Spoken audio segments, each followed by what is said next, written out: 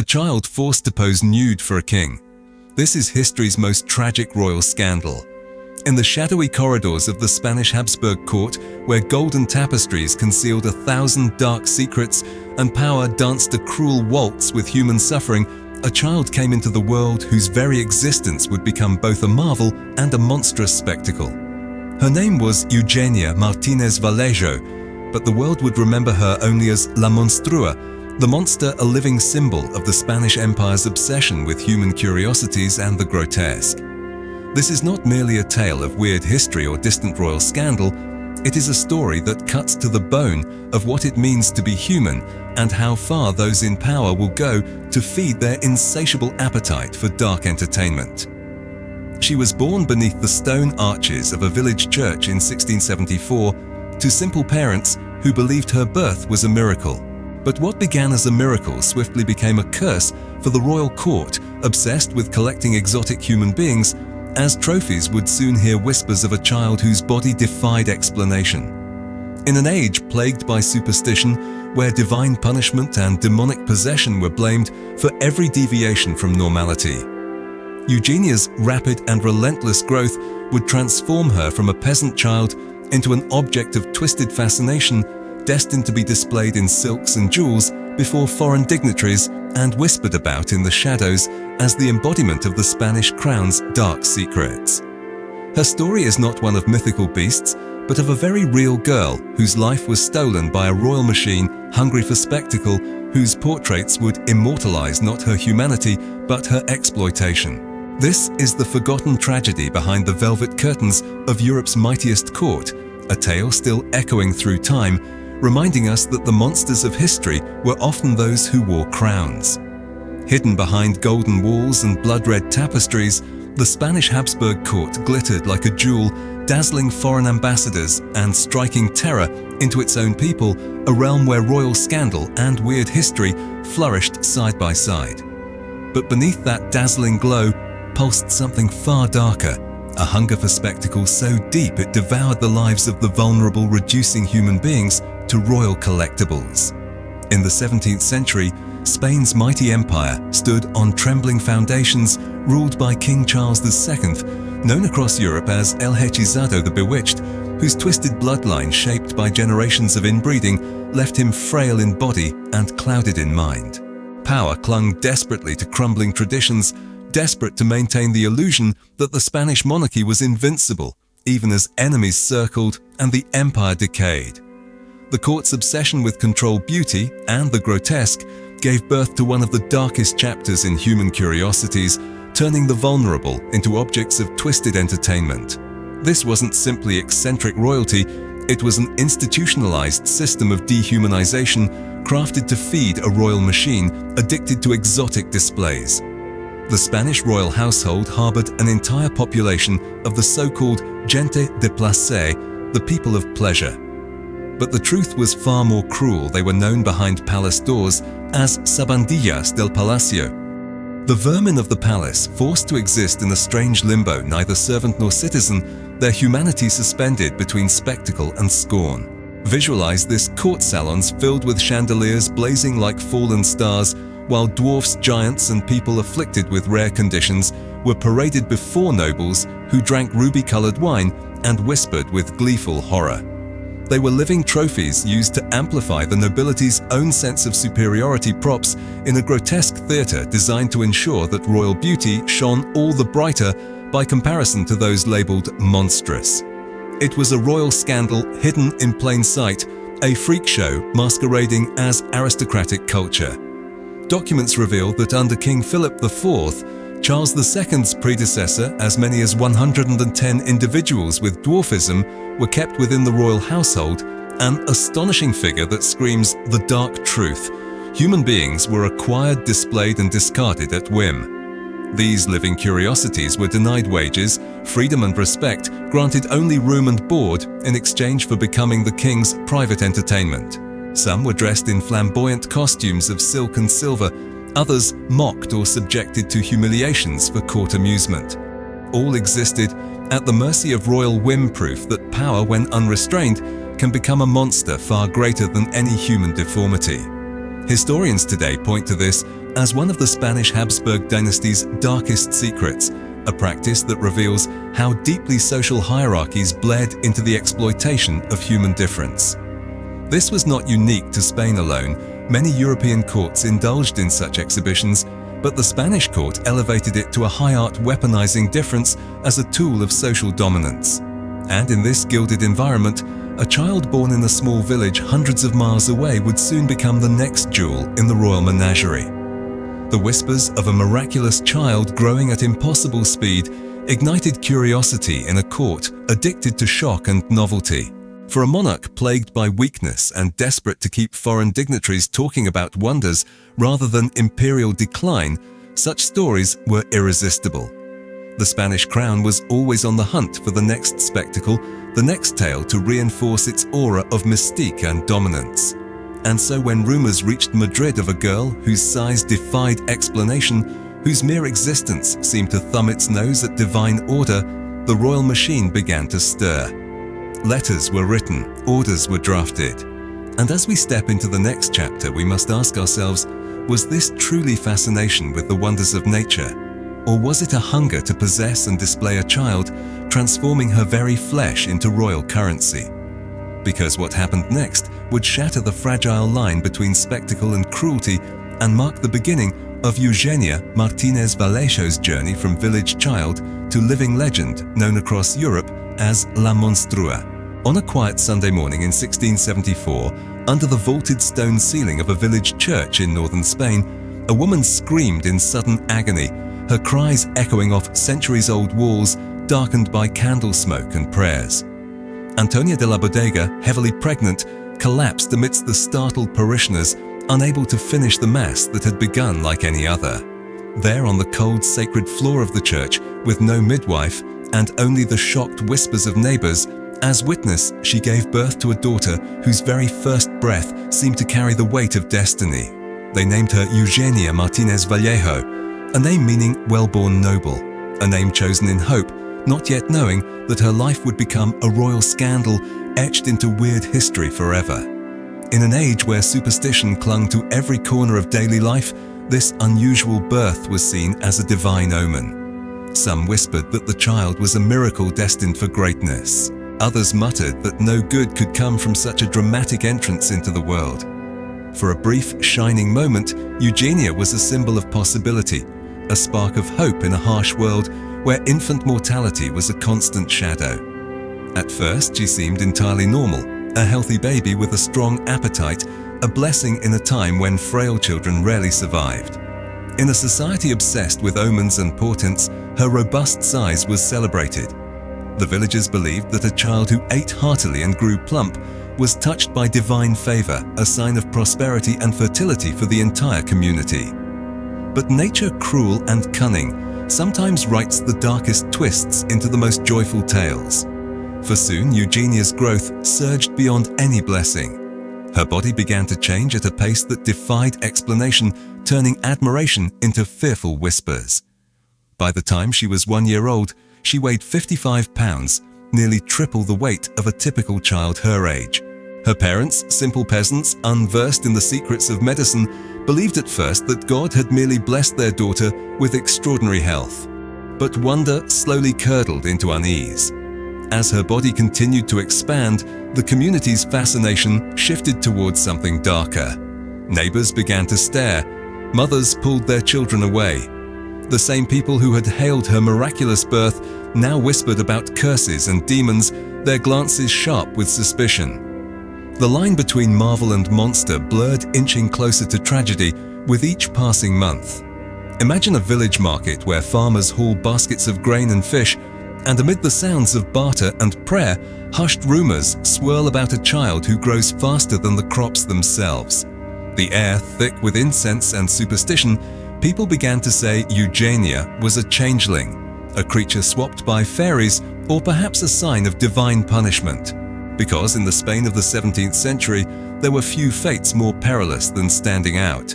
And Eugenia was becoming impossible to ignore. Her face grew round and full, her small limbs burdened under a body swelling far beyond childhood proportions. By age 6, she weighed 155 pounds, a figure shocking even by modern standards, but in her own time it was almost unspeakable. Her movements grew labored, her breathing heavy, her eyes reflecting an innocence trapped inside a body becoming her prison. Yet despite everything contemporary records hint that she retained her pleasant personality, even described as beautiful, her features soft beneath the weight that marked her as different. But no kindness could shield her from the dark tide rising around her. Her parents, terrified and drowning in shame, began to keep her hidden away, praying for answers that would never come. Doctors and priests offered only exorcisms, bloodletting, and cruel diets, none of which could halt the relentless tide consuming their daughter's body. In the gathering shadows of her small village, a story was unfolding that would soon burst beyond provincial rumor, catching the ears of a royal court ever hungry for human curiosities. And as we turn toward the next chapter, we must wonder, was this child destined to become a marvel, or a sacrifice upon the altar of royal entertainment? In a world where physicians wielded scalpels alongside superstition and priests offered prayers in place of cures, little Eugenia Martínez, Vallejo became the living embodiment of a medical mystery the 17th century could neither explain nor accept. What modern doctors now recognize as Prader-Willi syndrome, a rare genetic disorder causing insatiable hunger and unrelenting weight gain, was then seen as a terrifying violation of divine order, a royal scandal waiting to unfold. Eugenia's brain never received the signal that she was full. Her hunger was an endless tide, a constant roar beneath her ribs that no amount of bread or meat or sweet pastries could silence. And in a society gripped by religious fear and obsessed with normality, that relentless craving transformed her from a child of flesh and soul into an object of whispered horror. Her expanding body was both marvel and monstrous warning. The villagers, who once celebrated her as a symbol of divine favor, now averted their eyes as if her growing frame might cast a curse upon anyone who dared to look too long. Mothers clutched children closer, men crossed themselves in fear, and with every added pound, Eugenia's world shrank into the shadows of her family's modest home. Picture a small Spanish village where dust drifts in sunbeams, slicing through church windows, and beyond those beams, a child sits alone, unseen, her appetite now considered a mark of sin. Her parents, Jose and Antonia, watched in helpless agony as wonder turned into nightmare. They consulted every healer, every wandering physician, every priest who promised salvation, but no prayer, no potion, no bloodletting could cage the hunger consuming their daughter from within. Each failed remedy only deepened the villagers' certainty that dark forces were at work. Some claimed Eugenia was possessed by demons of gluttony. Others whispered that envious neighbors had cursed her. A few even spread the terrifying rumor that she was not human at all, but a changeling left behind by fairies who had stolen the real child. The cruelty of ignorance was a blade cutting deep, severing Eugenia from the comfort of community. The medical knowledge of the time was little more than a dark dance of guesswork and fear, a deadly combination for a child whose difference became impossible to hide. By age 6, weighing 155 pounds, Eugenia could no longer move with the carefree joy of childhood. Her steps grew slow, burdened, and the very weight of her existence pressed down like iron chains. Yet behind her, round cheeks and laboring breath, there shone glimpses of a gentle spirit, a girl who loved music and laughter even as the world turned away. It is perhaps the greatest tragedy of her story that beneath what others saw as monstrous flesh was a mind still vibrant, aware, and capable of feeling the sting of every cruel whisper. And all the while the rumor mill churned. Word of the giant child traveled beyond village boundaries, carried by merchants and pilgrims who wove tales of the monstrous girl into the tapestry of weird history. And inevitably those stories reached ears hungry for fresh wonders to distract from a crumbling empire, the royal court of King Charles II. For a court obsessed with human curiosities, Eugenia was not merely a child, but an opportunity, an exotic creature who could be displayed like a rare gemstone, her very body a living testament to the supposed power and reach of the Spanish Habsburg dynasty. To the king's advisors, she represented more than curiosity, she was potential propaganda, a new chapter in royal spectacle. And so the machinery of power began to turn, drafting decrees and dispatching messengers to summon Eugenia from the shadows of her village into the blinding light of royal entertainment. As we stand on the edge of her journey from hidden child to royal possession, one question claws at the conscience.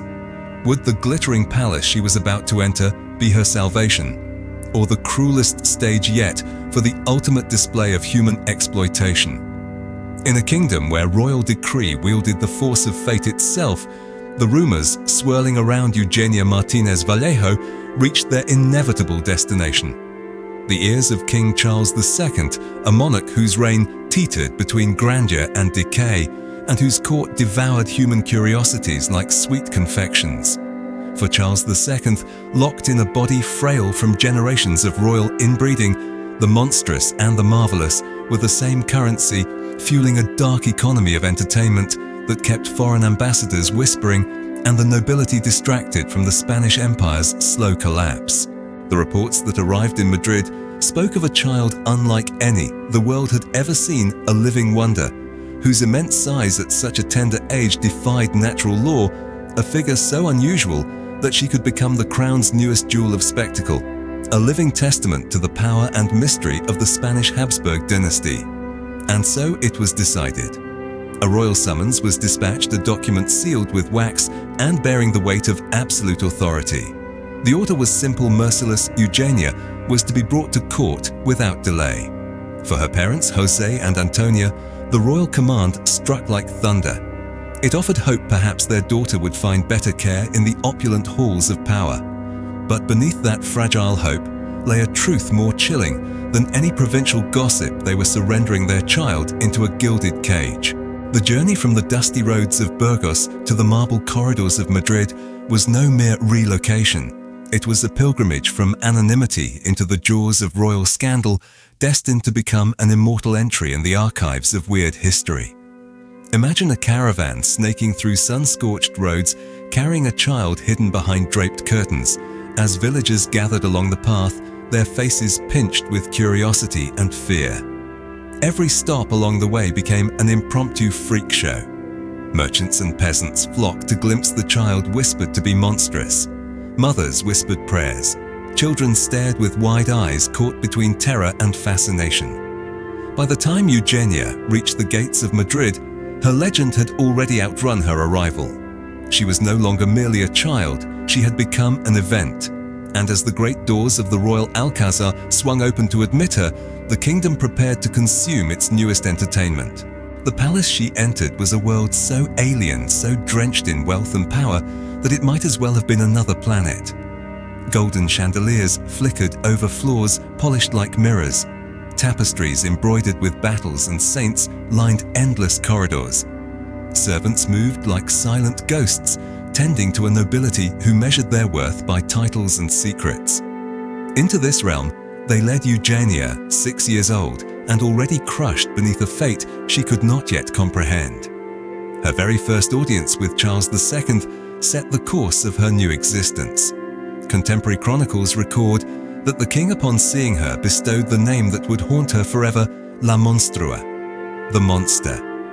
And though it may have been uttered without overt cruelty, it was a name forged from a worldview that saw people like Eugenia not as children deserving compassion, but as royal property to be displayed. The royal tailors were summoned at once. Fine brocades of red and white, edged with silver lace, were cut and sewn to fit her extraordinary frame. Each garment cost more than her family's entire yearly income, designed not out of kindness, but to heighten the spectacle of her appearance. She was transformed from a peasant's child into a living ornament, a piece of royal theatre. But beneath the silks and pearls lay a truth no fabric could conceal: Eugenia Martínez. Vallejo was no longer free. Her body, her hunger, her very image now belonged to the Spanish crown. And as the court buzzed with anticipation, preparing to unveil this new wonder before foreign dignitaries and eager courtiers, one question lingered like incense in the air. Would this palace of splendor become her sanctuary? Or the cruelest stage of all, where her humanity would be stripped away one public performance at a time. Behind the glittering facade of the royal Alcazar life for Eugenia Martínez, Vallejo quickly transformed into a relentless theatre of power spectacle and silent cruelty, woven into the very fabric of royal scandal and weird history that haunted the Spanish Habsburg court. She was only 6, yet her daily routine became an elaborate performance staged for an audience that measured its own magnificence against the physical differences of those it called monstrous. Each dawn began with the rustle of silk and the metallic clink of silver buttons as servants dressed her in gowns of red and white brocade fabrics so rich that peasants might never touch them in an entire lifetime. Her hair was brushed, her cheeks dabbed with powder, her appearance tailored not merely for beauty, but for impact. Because in the court of Charles II, Eugenia was more than a child. She was living currency, a precious commodity in the economy of royal entertainment. Imagine vast reception halls filled with nobles whose powdered wigs trembled as they whispered secrets and judgments, while golden chandeliers shed light upon marble floors polished to a mirror sheen. Into these spaces, Eugenia was wheeled like an exotic trophy, her body framed in sumptuous fabric, her size ensuring gasps and furtive glances. She became a prop in a grotesque ballet where the nobility measured their own elegance against her difference. Women of the court, draped in lace and jewels, deliberately posed beside Eugenia for paintings and portraits, their slender waists and delicate features thrown into sharper relief by the stark contrast of the child whose flesh was both fascination and social mirror. The Spanish Habsburgs understood perfectly how to weaponize visual difference. To them, Eugenia was not a person, but a strategic asset in a kingdom obsessed with appearances. Yet behind every courtly bow, behind every polite murmur of maravilla, lay an undercurrent of scorn and objectification. The courtiers discussed her as one might discuss an exotic animal brought back from distant lands. They marveled at her measurements, debated the cause of her size, and speculated on whether her condition was divine punishment or a grotesque joke played by nature itself. It was a royal scandal dressed in velvet, a human tragedy hidden beneath layers of brocade and protocol. And still through it all, glimpses of Eugenia's humanity shone like fleeting stars through clouded skies. Chroniclers noted her gentle demeanor, her willingness to smile, her spark of curiosity for music and religious rituals. It's perhaps the cruelest irony of all that while the court saw her as a monster, she remained at her core, an ordinary child longing for affection, laughter and dignity. The palace kitchens overflowed with delicacies, bread baked in honey, roasted meats, candied fruits, luxuries far beyond what Eugenia's peasant family could ever provide. Yet this endless banquet was a poisoned gift. The court indulged her voracious appetite, feeding the very condition that was destroying her body, not out of compassion, but because her expanding figure kept her unique, kept her valuable, kept the scandal alive. The more she grew, the more the court marveled. And the more the court marveled, the deeper Eugenia sank into a gilded prison. Visualize a moment. Eugenia standing amid towering nobles, her child's eyes darting across faces lit by candlelight, sensing that every gaze measured her not as a person, but as a phenomenon. She was celebrated and caged all at once, a paradox made flesh. And all the while the whispers grew bolder. Foreign dignitaries arriving at the Spanish court demanded to see La Monstrua. Her presence became part of the official script for royal receptions, a fixed point in the choreography of power. But the court's curiosity was not yet sated. Behind the scenes, King Charles II was preparing an order that would catapult Eugenia into the annals of dark history. For the king wanted more than a child draped in silk. He wanted to immortalize his living curiosity in paint, in every shocking detail. And as the torches flickered along the palace corridors, a royal commission was about to be signed, one that would forever strip Eugenia of her last remaining privacy and propel her story toward the most disturbing chapter yet. It was in the echoing corridors of the royal Alcazar that the Spanish Habsburg court's hunger for spectacle reached its most chilling crescendo a royal scandal poised to etch itself into the pages of weird history forever. For King Charles II, it was not enough to merely display Eugenia Martínez Vallejo draped in brocade.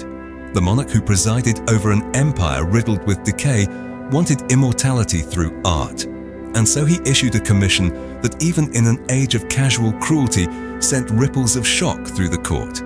The king ordered the celebrated painter Juan Carreño de Miranda to capture Eugenia in 2 portraits, one adorned in regal splendor, the other completely nude. It was an order born of curiosity power and a staggering disregard for human dignity. Imagine the painter's studio dust motes swirling in golden light, the smell of oils and pigments thick in the air, as a 6-year-old girl stands before the easel, her eyes wide, caught between fear and the helpless obedience demanded by royal decree. Carreño, already famed for his meticulous detail and masterful brushwork, faced a commission unlike any other in his career. He was commanded not merely to record Eugenia's likeness, but to transform her body into a royal spectacle, a testament to the bizarre interplay of beauty and monstrosity that fascinated the Spanish Habsburg dynasty. The first portrait, La Monstrua Vestida, the monster clothed, presents Eugenia, swathed in an elaborate gown of crimson and white silk silver buttons, glinting like stars against the dark velvet of the background. Her small hands are posed delicately echoing the mannerisms of noble children immortalized in countless other royal portraits. But look into her eyes, because here the paint speaks truths the court preferred to ignore. Behind the careful artistry lies a gaze brimming with profound sadness, resignation, and a child's dawning awareness that she has become property, not person. Yet, if the clothed portrait is heartbreaking, it is the second that delivers a blow so devastating that historians still debate its meaning centuries later. For La Monstrua Desnuda, the monster nude, exposed more than flesh. It exposed an entire court's moral decay. In this portrait, Eugenia stands entirely unclothed, posed with classical references, as if to cast her not as a child, but as a mythological figure. She holds a bunch of grapes, an homage to Bacchus, the Roman god of wine and excess. It was a visual narrative designed to equate her physical condition with indulgence, gluttony, and the grotesque. Here the court transformed a suffering child into a living allegory of vice, stripping her not just of clothes, but of every shred of privacy and innocence. It was exploitation masquerading as art, and the scandal of that image rippled far beyond the palace walls. The paintings became famous curiosities across Europe, whispered about in other royal courts, proof of both the Spanish Habsburgs' power and their depravity. And through it all, Eugenia's story was reduced to brushstrokes on canvas, her name replaced by a label, La Monstrua, a monstrous marvel meant to entertain and horrify in equal measure. Yet historians still argue, did Carreño's skilled hand manage to capture a flicker of her humanity despite his orders, or was even his artistry powerless to rescue her from becoming a royal prop? Because there in the nude portrait, hidden behind symbolism and careful technique, is a child who knows she is being watched, who knows her body has become royal currency. And that knowledge sits heavy in her eyes, a silent testament to how absolute power devours innocence. These portraits have survived for over 3 centuries, displayed in museums and catalogued as treasures of Spanish Baroque art. But look beyond the color and form. See the truth. They are not merely paintings, they are historical crimes, frozen in pigment, echoing the same question that should haunt us. Still, was Eugenia the monster? Or was the true monstrosity the court that stole her life? And as whispers of this scandal spread across the continent, Eugenia's existence shifted yet again. For though she was now a royal legend, the novelty that made her so valuable would begin to fade, propelling her toward years of quiet suffering and cruel neglect in the palace's shadowy corridors. In the grand halls of the Spanish Habsburg court, where secrets floated like dust in shafts of golden sunlight, Eugenia Martínez Vallejo lingered as both presence and absence, a living paradox, who once commanded gasps and whispers, now increasingly invisible to the very nobles who had once fed off the spectacle of her difference. The royal scandal that had once burned bright across Europe began to dim. For the harsh reality of the royal machine was this curiosity has an expiration date. The same courtiers who once gathered in trembling fascination to witness La Monstrue's size, who marveled at her brocade gowns and posed beside her to sharpen the contrast of their own beauty, slowly grew bored. The novelty faded, new entertainments emerged, and for Eugenia, the palace transformed from gilded stage to silent prison. She remained housed within the royal walls, fed on delicacies that only hastened the decline of her already burdened body, but the court's attention shifted elsewhere. Her presence was no longer the scandal of the hour, no longer the viral curiosity that foreign dignitaries demanded to see. What had once been royal obsession was now royal oversight. And so began the cruelest chapter of her story, not the chapter of spectacle, but of erasure. Imagine endless corridors echoing with the soft shuffle of slippers on marble where servants glide past Eugenia as if she were a piece of forgotten furniture. Her enormous dresses, which once dazzled onlookers, now gathered dust in corners of her chamber. The grand palace kitchens still prepared the sweets and roasts she loved, but they were delivered in silence without the eager audience that had once relished watching her consume plate after plate. No one documented the moment her health began to break under the relentless weight of Prader-Willi syndrome, the condition that had transformed her body into a royal curiosity and now threatened to end her life. Her joints ached beneath her growing mass. Her breathing labored. Her once lively eyes dulled beneath layers of exhaustion. Yet there is something both tragic and heroic in these silent years. Despite the gathering shadows, contemporary hints suggest Eugenia continued to attend religious services and found moments of joy in music and simple rituals. Beneath the crushing weight of exploitation and neglect, there flickered a spark of humanity the court never fully extinguished. And that is perhaps the most bitter twist in this dark saga, that even as her body became her prison, Eugenia remained capable of feeling hoping and suffering. She was never merely La Monstrua. She was a girl, a woman who lived, dreamed, and felt the cold sting of a world that forgot her as quickly as it had claimed her. But the Spanish court was not in the business of caring for those who could no longer entertain. Documents from the later years of Charles II's reign grow increasingly silent regarding Eugenia. Where once every measurement of her body was recorded, every inch of silk and lace detailed in royal inventories, now there was only bureaucratic silence. Her name faded from the chronicles that once paraded her as a marvel. The royal machine that had devoured her childhood moved on hungry for new spectacles, leaving Eugenia behind in a palace that had become her cage. Yet even in this oblivion, the consequences of her exploitation lingered. Her health, battered by indulgence and ignorance, deteriorated quietly far from the public eye. And though her image still hung in frames gilded with royal pride, the woman herself was slipping away piece by piece, like pigment fading from an ancient canvas. As we inch closer to the final chapters of her life, one question looms with relentless weight.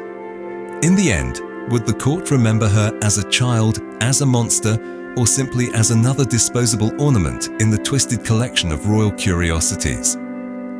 For while Eugenia's story seemed to fade into silence, history was not yet finished with her. The shadows of her portraits would one day rise again, forcing generations to reckon with the true cost of spectacle and the human soul it consumed. Somewhere within the stone walls of the Royal Alcazar, amid corridors that once echoed with whispered royal scandal and the rustling silks of nobles, Eugenia Martínez Vallejo faded from the world she had unwillingly entertained. The child who had arrived in Madrid as a living marvel, immortalized in paintings and paraded before foreign dignitaries, passed quietly into the realm of shadows, leaving behind no grand farewell, no royal lament. The court that had once measured her every inch and dressed her in gowns worth a peasant's lifetime wage recorded almost nothing of her final days. This silence screams louder than any chronicler's quill. In a kingdom obsessed with documenting curiosities and maintaining control over the narrative of royal power, Eugenia's death slipped through the cracks like spilled wine across a marble floor. Historians estimate she died around 1699, only 25 years old, a young life swallowed by the weight of Prader-Willi syndrome and the relentless toll exacted by years of being both spectacle and prisoner. The very disease that had first elevated her to viral notoriety in the 17th century court likely ended her life in quiet suffering. Obesity, heart strain, respiratory complications. These are the grim truths hidden behind the velvet curtains of royal excess. And yet in death, as in life, the machinery of monarchy treated Eugenia as property rather than person. Records show the methodical return of her gowns, her jewellery, her personal effects to the royal inventory, catalogued with the same cold precision used for palace furniture. There were no public mourning rituals, no proclamations of grief, no solemn masses to mark the passing of the child once called La Monstrua. The final indignity was bureaucratic, her existence reduced to an inventory list. It is perhaps the most devastating twist in her story that the girl who had once commanded the rapt attention of kings and courtiers, whose name was synonymous with royal scandal and weird history, vanished from royal memory as if she had never existed at all. And yet her likeness endured. For centuries, the portraits painted by Juan Carreño de Miranda hung in royal collections, carried from one palace to another, discussed not as the tragic testimony of a life exploited, but as masterpieces of Spanish Baroque art. Visitors stood before the canvas, marveling at the brushwork, analyzing the composition, rarely pausing to ask, who was this girl beyond the label of La Monstrua? What did she dream of, laugh at fear? Was there ever a moment when someone simply asked her what she wanted?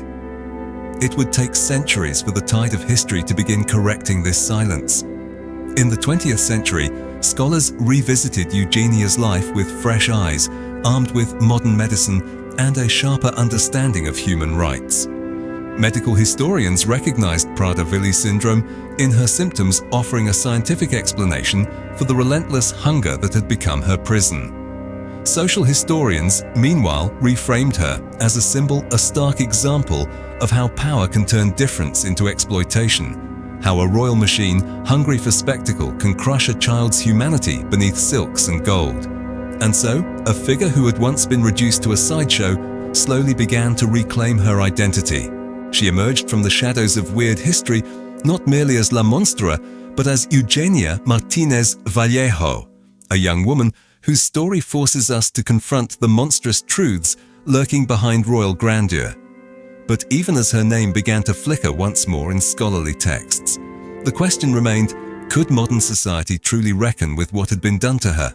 Or would Eugenia remain trapped forever within the frames of her portraits, seen but not understood, remembered but never fully known? As we prepare to step into the final chapter of her story, one truth looms large and terrible. Eugenia's legacy is not simply a relic of a bygone court. It is a mirror held up to every age, including our own. For centuries, Eugenia Martínez Vallejo's name lingered as a whisper in dusty museum corridors, a footnote in the grand tapestry of weird history, her story eclipsed by the opulent splendor and scandals of the Spanish Habsburg court. But the past has a way of clawing its way back into the light, demanding to be seen, demanding justice, even when centuries stand between the victim and the world that once consumed her. In the closing years of the 20th century, historians, art critics, and medical scholars began peeling back the layers of silence that had shrouded Eugenia's existence. They examined Carreño de Miranda's portraits not simply as Baroque masterpieces, but as documents of exploitation, frozen evidence of a royal scandal that disguised cruelty beneath velvet and lace.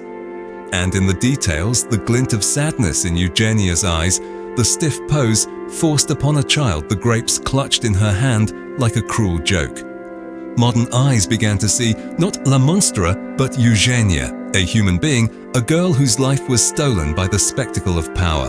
Viral keywords like tragic royal stories, forgotten victims, and dark secrets of history began to find fertile ground online, drawing millions to revisit the tale of the child forced to become both legend and entertainment. Yet perhaps the most profound symbol of Eugenia's resurrection from the shadows stands in bronze in the city of Aviles, the birthplace of Juan Carreño de Miranda. In 1997, a sculptor named Fernando Favila crafted a statue of Eugenia modeled upon her clothed portrait. She stands dignified, adorned in the flowing folds of the gown that once marked her as royal property, but now reimagined as a symbol of resilience. At her feet, Favila placed a tiny bronze mouse, a whimsical touch born from a real mouse scurrying through his workshop during the sculpture's creation. Locals fell in love with this small detail, replacing the mouse time and again each time it was stolen, creating a quiet act of devotion that says far more than any official plaque. Because this is how memory persists, not merely through grand monuments, but through small gestures of human connection. The statue is more than art, it is an indictment. It forces every passerby to reckon with the questions Eugenia's life demands we ask. What does it mean to be human when your value is determined by your difference? How many lives have been crushed throughout history unseen and unremembered simply because their existence made others uncomfortable? The tragedy of Eugenia.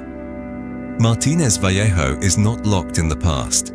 It reverberates into the present day, echoing in viral discussions around inspiration porn, the modern phenomenon where people with disabilities are turned into spectacles for able-bodied comfort and social media engagement. Her story exposes how power, whether draped in royal robes or cloaked in viral hashtags, can still reduce human beings to their most visible traits. It's a reminder that the monsters we fear are not always the ones standing before us, but those hiding behind crowns, behind cameras, behind the quiet machinery of exploitation. And yet there's something even more haunting, the realization that Eugenia's story could have remained forever silenced if not for modern curiosity and a collective willingness to look back into history's darkest corners. Her portraits continue to hang in museums, prompting new viewers to lean closer and ask not just who she was, but who we are. Because Eugenia Martínez Vallejo's life demands accountability not only from the Spanish Habsburgs who caged her, but from every society that still finds profit in spectacle.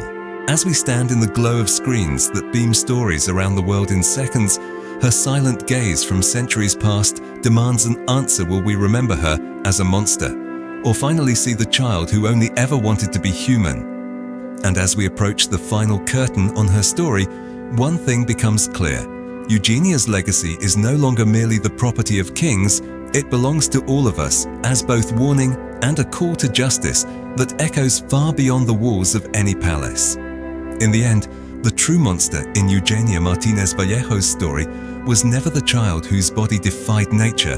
It was a world that chose spectacle over compassion, silence over justice, and power over humanity. Her life is a mirror, forcing us to confront how easily we still reduce human beings to curiosities, hashtags, or headlines, forgetting the beating hearts behind the stories we consume. The weight of her gaze across centuries asks each of us one question. Will we be the generation that finally sees the person, not the difference? Because if we can see Eugenia as human, we can begin to see everyone else that way too. That is the beginning of real change, not just in royal courts of the past, but in the invisible stages of our own modern lives. If Eugenia's story moved you, if it made you question or feel or see the world a little differently, leave a comment and tell me your thoughts. Let's keep her memory alive together.